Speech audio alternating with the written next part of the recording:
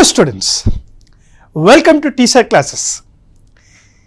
Indian polity కోర్స్లో భాగంగా మనము అనేకమైన విషయాలు తెలుసుకోవడం జరిగింది. లాస్ట్ క్లాస్లో రాజ్యాంగానికి సంబంధించిన లక్షణాలు చాలా డీటెయిల్డ్గా చూసాం. మరి ఈరోజు ఈ క్లాస్లో let us look at the source of the Indian Constitution.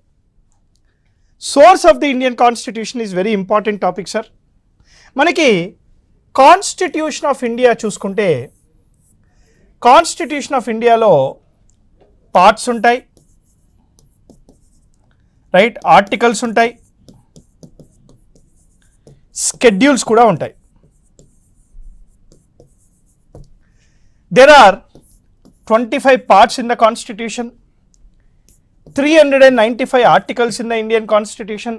Sub articles అన్నీ కూడా మీరు యాడ్ చేసుకుంటే సుమారుగా 467 ఆర్టికల్స్ అవుతాయి. రాజ్యాంగం అమల్లోకి వచ్చినప్పుడు 8 స్కెడ్యూల్స్ ఉంటే ప్రస్తుతానికి 12 స్కెడ్యూల్స్ ఉన్నాయి. సో రాజ్యాంగంలో మనకి 25 parts divide into 395 articles, schedules 12 ఇవన్నీ ఉన్నాయి. ఎల్ లాట్ ఆఫ్ ప్రొవిజన్స్ ఉన్నాయి. మరి రాజ్యాంగ పరిషత్ కాన్స్టిట్యూయెంట్ అసెంబ్లీ 2 సంవత్సరాల 11 నెలల 18 రోజులు కష్టపడి రాజ్యాంగాన్ని ఇవ్వడం జరిగింది. ఈ క్రమంలో ఈ 2 years 11 months 18 days క్రమంలో సుమారుగా 60 దేశాల రాజ్యాంగాలు చదివినట్టు మనకు తెలుస్తుంది. ఈ 60 దేశాల రాజ్యాంగం చదివి ఆ రాజ్యాంగంలో వేరే దేశాల యొక్క కాన్స్టిట్యూషన్లో మనకి సూట్ అయ్యే విధంగా ఉన్న ప్రొవిజన్స్ని మనం బారో చేసుకున్నాం. అందుకే ఇండియన్ కాన్స్టిట్యూషన్ని కాపీడ్ కాన్స్టిట్యూషన్ అనకూడదు, it is called borrowed constitution. Sir రెండింటికి డిఫరెన్స్ ఏంటి అంటే, we have borrowed those provisions of the other constitution and modified to suit our Indian culture, tradition and society. అంటే మన వ్యవస్థకి అనుకూలంగా ఆ యొక్క ప్రొవిజన్ని మార్చుకొని అడాప్ట్ చేసుకోవడం జరిగింది. అందుకే Indian constitution is called borrowed constitution. మరి what are the sources of the Indian constitution? ఎక్కడి నుంచి ఏం తీసుకొచ్చాం? ఈ విషయాలు అనేవి ఈ క్లాస్లో డీటెయిల్గా చెప్తాను, జాగ్రత్తగా వినేసేయండి. The first source of the Indian constitution is government of India act of 1935. Government of India act 1935. ఇక్కడ గవర్నమెంట్ ఆఫ్ ఇండియా యాక్ట్ 1935 మీరు కనుక చూసుకుంటే this is considered the largest source of the Indian constitution. సుమారుగా 70% of the constitution ఇక్కడి నుంచే తీసుకొని రావడం జరిగింది. Government of India act 1935 is the most consulted law. అంటే భారతీయుని ఎక్కువ శాతం కన్సల్ట్ చేసి తీసుకొచ్చిన చట్టము government of India act 1935. Government of India act 1935 కోసము 3 రౌండ్ టేబుల్ కాన్ఫరెన్సెస్ కూడా జరిగాయి లండన్లో. సిమాన్ కమిషన్ని కూడా పెట్టారు 1927లో. డాక్టర్ బిఆర్ అంబేద్కర్ గారు 3 రౌండ్ టేబుల్ కాన్ఫరెన్సెస్కి కూడా వెళ్ళడం జరిగింది. సో ఏం అడాప్ట్ చేసుకున్నాం? ముఖ్యంగా మనం ఏమేమి అడాప్ట్ చేసుకున్నామంటే the structure and body of the constitution. అసలు రాజ్యాంగం ఇలా ఉండాలి, రాజ్యాంగం ఈ విధంగా ఫ్రేమ్ ఉండాలి అని చెప్పేసి ఆ ఫ్రేమ్ వర్క్ని ఈ గవర్నమెంట్ ఆఫ్ ఇండియా యాక్ట్ 1935 నుంచే తీసుకొని రావడం జరిగింది. అదే కాకుండా రెండోది the concept of federation.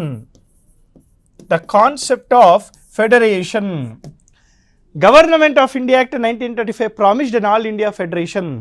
The concept of federation. మూడోది ఎమర్జెన్సీ ప్రావిజన్స్. ఇది గుర్తుపెట్టుకోండి ఎగ్జామ్కి, emergency provisions. The concept of emergency provisions చాలా మటుకు జర్మనీ అనుకుంటారు, తప్పు. నేషనల్ ఎమర్జెన్సీ ఉన్నప్పుడు ప్రాథమిక హక్కులపైన ఆంక్షలు వేసే విధానాన్ని జర్మనీ నుంచి తీసుకొచ్చాం. కానీ ఎమర్జెన్సీ ప్రొవిజన్స్ అనేవి గవర్నమెంట్ ఆఫ్ ఇండియా యాక్ట్ 1935 నుంచి తీసుకొని రావడం జరిగింది. అదేవిధంగా 4వది public service commission. Public service commission. So ఇలా చాలా అంశాలు గవర్నమెంట్ ఆఫ్ ఇండియా యాక్ట్ నుంచే తీసుకొని రావడం జరిగింది. So this is the first source of the Indian constitution. Let us look at the second source of the Indian Constitution. మనకి US constitution sir. US constitution. US constitution is one of the major source of the Indian constitution again. మనం ముఖ్యంగా ఏం తీసుకొచ్చాం sir అంటే very important fundamental rights.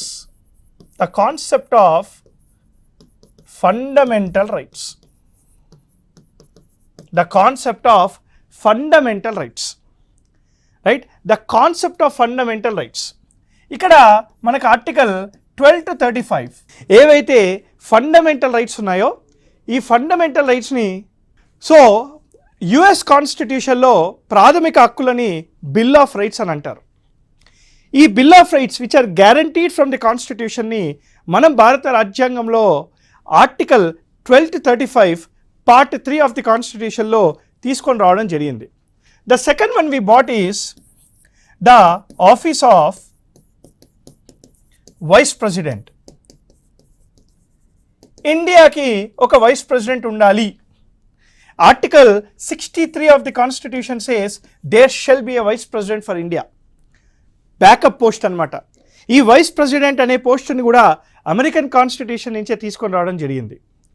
మూడోది very important sir, the impeachment. The impeachment. What is the meaning of impeachment? Removal. The impeachment procedure of president of India. President of ఇండియాని ఎలా remove చేయాలి అనే పద్ధతి రాజ్యాంగంలోని ఆర్టికల్ 61లో రాస్తుంది. ఈ 61 అనే రాజ్యాంగంలో రాస్తున్న ఈ ప్రొవిజన్ని కూడా అమెరికన్ కాన్స్టిట్యూషన్ నుంచే తీసుకొని రావడం జరిగింది. నాలుగోది the removal procedure of supreme court high court జడ్జెస్ని రిమూవ్ చేసే పద్ధతిని కూడాను రాజ్యాంగంలో ఆర్టికల్ 124 క్లాస్ 4 ఆర్టికల్ 124 క్లాస్ 5లో చెప్పబడుతుంది. ఈ యొక్క పద్ధతిని కూడాను అమెరికన్ కాన్స్టిట్యూషన్ నుంచే తీసుకొని రావడం జరిగింది. అమెరికన్ కాన్స్టిట్యూషన్ అనేది మీ అందరికీ తెలుసు, it is a written constitution. Being a written constitution, the one thing we adopted from it is the character of independent judiciary. The character of independent judiciary. న్యాయ వ్యవస్థ అనేది భారతదేశంలో ఇండిపెండెంట్గా ఉంటుంది. ఎందుకు సార్ ఇండిపెండెంట్గా ఉంటుందంటే రాజ్యాంగాన్ని కాపాడే వ్యవస్థ కాబట్టి. మరి రాజ్యాంగాన్ని కాపాడే వ్యవస్థ వేరే వ్యవస్థలతో కలిసి పనిచేసినప్పుడు రాజ్యాంగం యొక్క విలువలు డైల్యూట్ అవుతాయని చెప్పి ఇండిపెండెంట్ జ్యుడిషియరీ అనేది మనకి రావడం జరిగింది. ఈ కాన్సెప్ట్ని కూడా మనము యుఎస్ కాన్స్టిట్యూషన్ నుంచే తీసుకొని వచ్చాం. మరి ఇండిపెండెంట్ జ్యుడిషియరీ రాజ్యాంగాన్ని కాపాడే న్యాయ వ్యవస్థ ఎలా రాజ్యాంగాన్ని కాపాడుతుంది చెప్పండి? న్యాయ సమీక్ష ద్వారా. The concept of judicial review. The concept of judicial review article 13, 32, 226 indirectly talks about judicial review. న్యాయ సమీక్ష అనే కాన్సెప్ట్ కూడా యుఎస్ కాన్స్టిట్యూషన్ నుంచే తీసుకొని రావడం జరిగింది. అదే కాకుండా very important the idea of పీఠిక, ప్రియాంబల్. రాజ్యాంగానికి ఒక ప్రియాంబుల్ ఉండాలి అని చెప్పి కూడా ఈ ఐడియాని యుఎస్ నుంచే తీసుకొని రావడం జరిగింది. యుఎస్ కాన్స్టిట్యూషన్ మనము అమెరికా చూసుకుంటే it is the longest democracy. 1773 నుంచే వాళ్ళకి డెమోక్రసీ ఉంది. India is the largest democracy. Longest democracy అయిన అమెరికా కానీ లార్జెస్ట్ డెమోక్రసీ అయిన ఇండియా కానీ వాళ్ళ యొక్క పీఠికలు గమనిస్తే ఒకే పదంతో స్టార్ట్ అవుతాయి. వీ ద పీపుల్ అని పదాలతో స్టార్ట్ అవుతాయి. We the people of America అని చెప్పేసి యుఎస్ కాన్స్టిట్యూషన్ స్టార్ట్ అవుతే we the people of India అని చెప్పి భారత రాజ్యాంగం స్టార్ట్ అవుతుంది. ఈ ఐడియాని మనం యుఎస్ కాన్స్టిట్యూషన్ నుంచే తీసుకొని వచ్చాం. ఇది యుఎస్ కాన్స్టిట్యూషన్ నుంచి మనం తీసుకొచ్చిన ప్రొవిజన్స్. మరి next source of the Indian constitution వేసారంటే Irish constitution. Ireland. Irish constitution నుంచి ఏం తీసుకొచ్చాం sir? What are the provisions we bought from the Irish constitution? The first and the important provision is, you all remember, removal of the president of India. ఎక్కడిని తీసుకొచ్చాం sir? American constitution. The election procedure, the election process of president of India is taken from Irish constitution. ఇండియాలో రాష్ట్రపతిని ఎన్నుకునే విధానము Irish constitution నుంచి తీసుకొని వచ్చాం. Article 54, article 55 ఈ ఎన్నికల వివరాల గురించి మాట్లాడుతుంది. ఇది మనము ఐరిష్ కాన్స్టిట్యూషన్ నుంచే తీసుకొని వచ్చాం. రెండోది, ఆదేశిక సూత్రాలు, directive principles of state policy. The concept of directive principles of state policy which ensures constitutional morality. రాజ్యాంగ విలువల్ని కాపాడే ఆదేశిక సూత్రాలను కూడాను ఐరిష్ కాన్స్టిట్యూషన్ నుంచే తీసుకొని వచ్చాము. ఇవి ఆర్టికల్ 36 to 51లో రాస్తున్నాయి, mention in part 4 of the constitution. Part 4 of the constitution చాలా ఇంపార్టెంట్ సార్. మూడోది, ఈ మూడో విషయం చూసే ముందు ఒక చిన్న విషయం చెప్తాం మీకు. మీ అందరికీ పార్లమెంట్ తెలుసు. పార్లమెంట్ యొక్క కంపోజిషన్ని ఆర్టికల్ 79 డిఫైన్ చేసింది. పార్లమెంట్ని ఎలా డిఫైన్ చేసిందంటే, parliament consist of president of India, parliament consist of Lok Sabha, మరియు parliament consist of Rajya Sabha.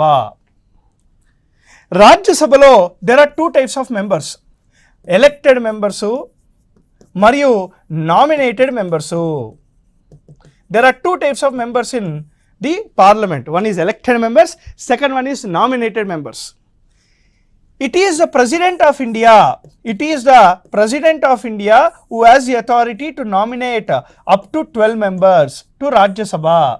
Rajya Sabhaki president of India 12 మనుషులని నామినేట్ చేస్తాడు. The elected members of the Rajya Sabha are elected by the MLAs of State Legislative Assembly. State legislative అసెంబ్లీకి సంబంధించిన ఎమ్మెల్యేలు Rajya Sabha elected మెంబర్స్ని ఎన్నుకుంటారు. President of India has the authority to nominate the members to the Rajya Sabha. ఈ nomination of the members to the రాజ్యసభని Irish constitution నుంచి తీసుకొని రావడం జరిగింది. The third one is nominated members to Rajya Sabha. Article 80 talks about Rajya Sabha. Nominated members to the Rajya Sabha by President of India up to 12.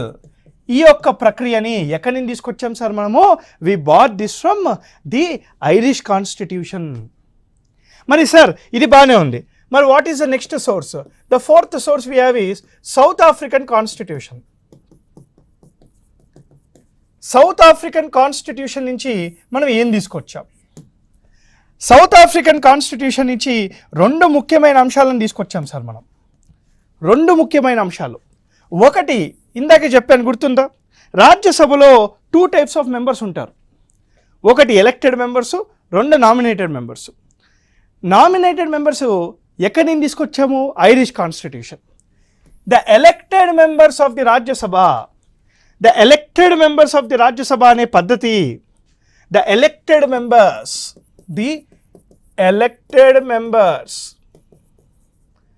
To Rajya Sabha article 80 అనే పద్ధతి మనం south African constitution నుంచి తీసుకొని రావడం జరిగింది. అదే కాకుండా చాలా ముఖ్యమైనది, ఇది ఎగ్జామ్కి important sir, the procedure to amend the Indian constitution. రాజ్యాంగాన్ని సవరించే ఒక పద్ధతి. ఈ పద్ధతి కూడాను మనము సౌత్ ఆఫ్రికన్ కాన్స్టిట్యూషన్ నుంచి తీసుకొని రావడం జరిగింది. రాజ్యాంగాన్ని సవరించే పద్ధతి ఆర్టికల్ 368 పార్ట్ 20లో రాస్తుంది. Part 20 of the Constitution, Article 368 talks about the amendment procedure of the Constitution of India. So, the fourth source of the Indian Constitution is South African Constitution. దానిలో రెండు విషయాలు మనం చూసాము. We will see the next source. The next source is Canadian Constitution. ఇద్దరికి పడతలేదు కదా. So Canadian constitution నుంచి ఏం తీసుకొచ్చాం? కెనేడియన్ కాన్స్టిట్యూషన్ నుంచి the first and the foremost one is the concept of GST, goods and service tax. France is the first country to introduce the concept of GST. కానీ India follows Canadian model of GST. 101వ రాజ్యాంగ సవరణ చట్టం, 101st constitution amendment act, 101వ రాజ్యాంగ సవరణ చట్టం ద్వారా జిఎస్టీని మనము తీసుకొని రావడం జరిగింది. జూలై 1, 2017 రోజు జిఎస్టీ ఇండియాలో అమల్లోకి వచ్చింది. అందుకే July 1 is called GST day of ఇండియాగా సెలబ్రేట్ చేసుకుంటాం మనం. రెండోది చాలా important sir, very very important, the concept of federation with strong centre. ఇది మనం ఫీచర్స్లో కూడా చూసాం. Federation with strong centre. ఇండియాలో ఫెడరల్ వ్యవస్థ ఉన్నప్పటికీ కూడాను సెంటరే చాలా స్ట్రాంగ్గా ఉంటుంది. ఏ కారణాల వల్ల సెంటర్ స్ట్రాంగ్గా ఉంటుంది అనేది మనం ఫీచర్స్ ఆఫ్ ది కాన్స్టిట్యూషన్లో చూడడం జరిగింది. మూడోది, the concept of residuary powers. The concept of residuary powers with parliament.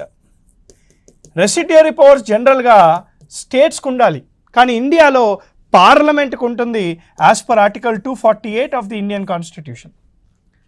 ఇది కూడా మనం కెనేడియన్ కాన్స్టిట్యూషన్ నుంచే తీసుకొని రావడం జరిగింది. అదే కాకుండా the appointment of the governor. State యొక్క హెడ్, స్టేట్కి సంబంధించిన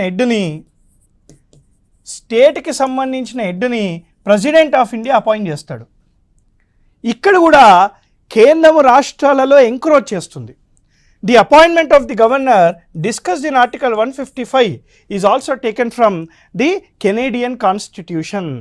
ఈ 4 విషయాలే కాకుండా 5వ విషయము the advisory jurisdiction. The advisory jurisdiction of supreme court.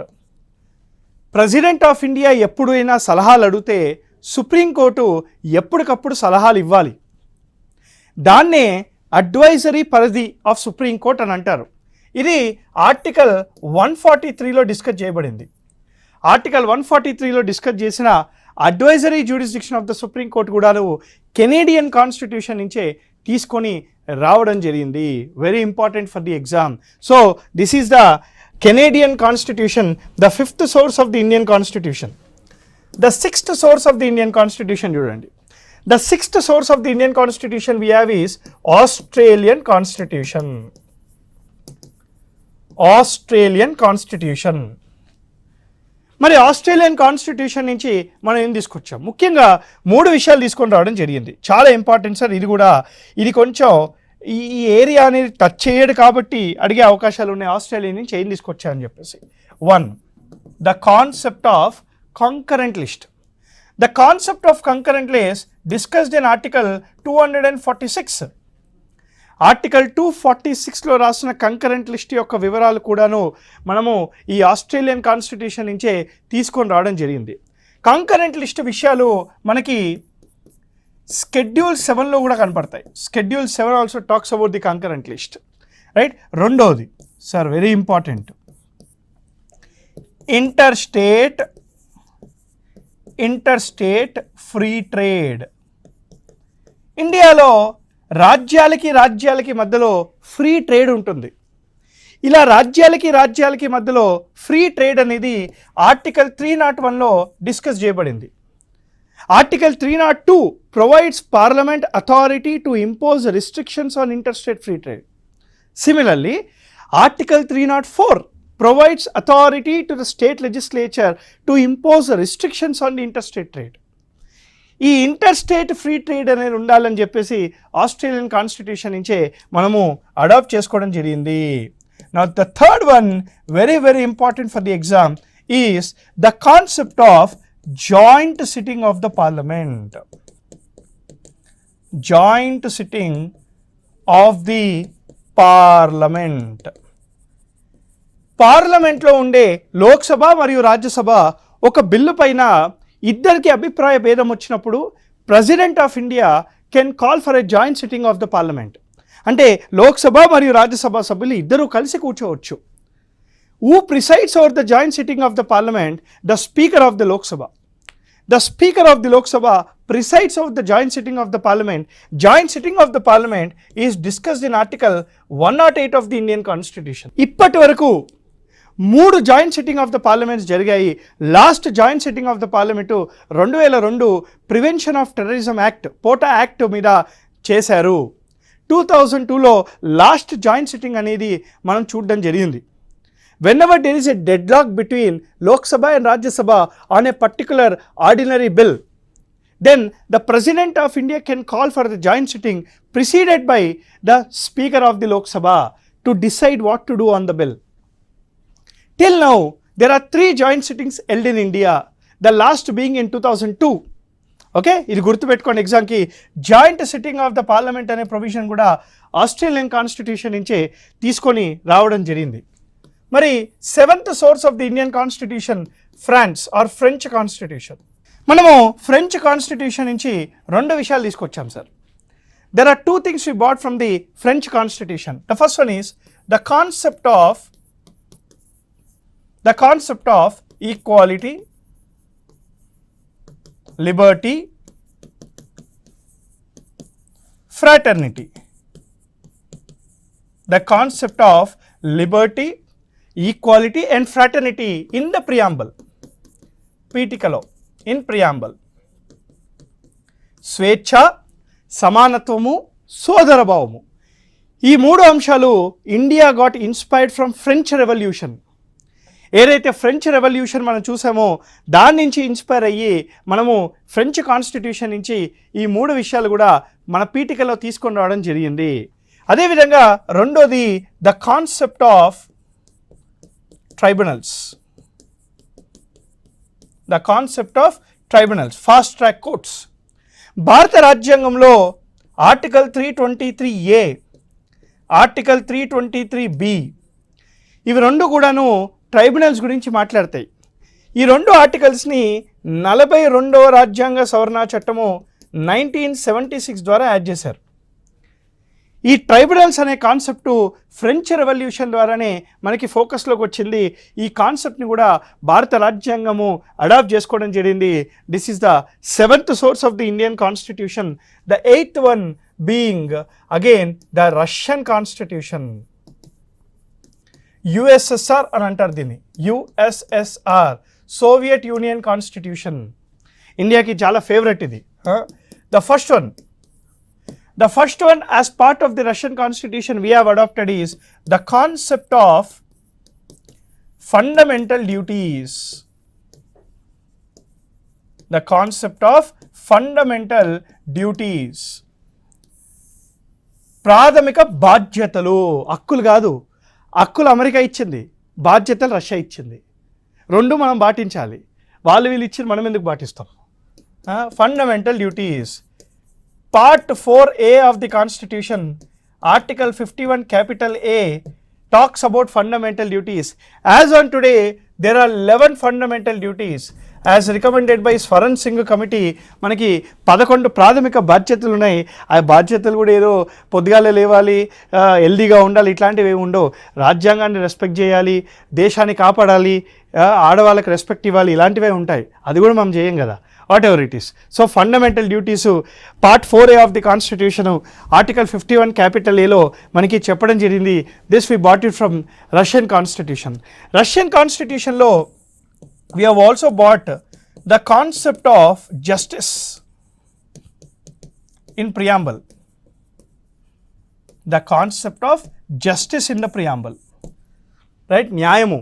There are 3 types of justice: political justice, economic justice and social justice. 3 types of justice system, we bought it from Russian constitution. This is the 8th source of the Indian constitution. The 9th source of the Indian constitution being the Japan constitution, Japan constitution. మనకి Japan constitution ద్వారా ఒకే ఒకటి తీసుకొచ్చాం sir. What we bought from Japan constitution, దీని మీద కూడా famous case ఉంది మనకి, Maneka Gandhi versus union of India case 1978లో. జపాన్ కాన్స్టిట్యూషన్ నుంచి we have bought something called procedure established by law. The concept of procedure established by law, we bought it from Japanese constitution. ఇది article 21లో డీటెయిల్డ్గా మనకి discuss చేయబడింది.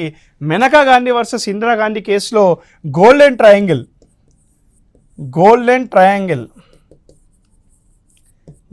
Triangle థియరీని కూడా ఇవ్వడం జరిగింది.